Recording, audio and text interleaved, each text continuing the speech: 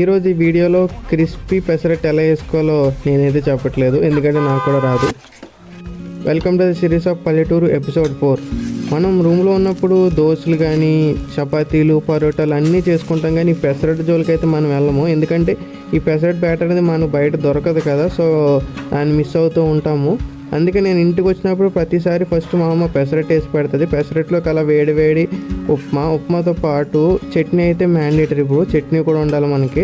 దాంతోపాటు కారపొడి వేసి తీసుకున్నామంటే ఇది అసలు మ్యాడ్ కాంబో. అసలు నాకున్న పెసరట్టు ఎక్స్పీరియన్స్ అయితే నేను షేర్ చేసుకున్నాను, కానీ మా అమ్మ పెసరట్టు ఎలా అవుతుందో కూడా చూపించాలి కదా, లేకపోతే మళ్ళీ మా అమ్మ ఫీల్ అవుతుంది.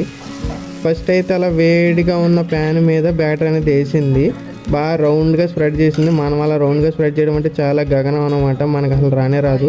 తర్వాత దానిపైన ఫైన్గా చాప్ చేసిన ఆనియన్స్ వేసింది. దానిపైన అసలు మెయిన్ ఇంగ్రీడియంట్ ఏంటంటే అల్లం వేసింది. అల్లం వల్ల సపరేట్ టేస్ట్ వస్తుంది. దానిపైన చిల్లీస్ అనేవి ఫుల్గా వేసింది, మన కారం ఎక్కువ తింటాం అందుకే ఎక్కువ వేసింది. తర్వాత ఈ క్యారెట్ గురించి చెప్పాలంటే మ్యాక్సిమం ప్రతిసారి వేయదు, నేను వీడియో చేస్తున్నానని తెలిసి క్యారెట్ అప్పటికప్పుడు తురిమేసి క్యారెట్ కూడా వేసింది. లాస్ట్గా కొత్తిమీర వేసి పైన జీలకర్ర వేసింది. బట్ అంతేకాని